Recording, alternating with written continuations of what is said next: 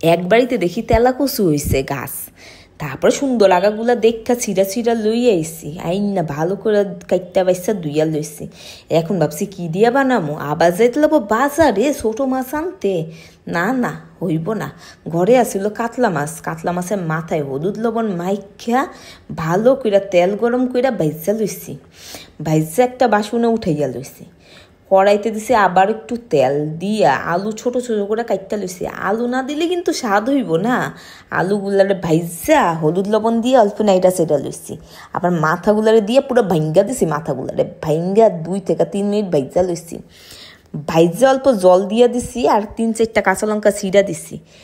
ভালো করে জাল করে দিছি। যেই আলু গইল্লা গেছে দিয়া দিছি ডুগাগুলা দিয়ে ভালো করে মিশাইয়া 5 মিনিট জাল কইরা লইছি। তারপরে নামাইয়া লইছি একটা বাটিতে। এইবার দিতে হইব সোমবারের দিমু কড়াইতে তেল দিয়া গরম কইরা শুকনা লঙ্কা তেজপাতা ভাইজা রান্ধুনি দিছি। রান্ধুনি দিয়া যে গন্ধ বেড়েছে রসুন থেতলাইয়া দিয়া দিছি। রসুনগুলারে না ভালো করে লাল লাল করে ভাইজা ওই তরকারিটা ছাইড়া দিছি। বাস ভালো করে মিশাইয়া 10 মিনিট জাল কইরা লইছি। জাল কইরা একটা বাসনে নামাইছি।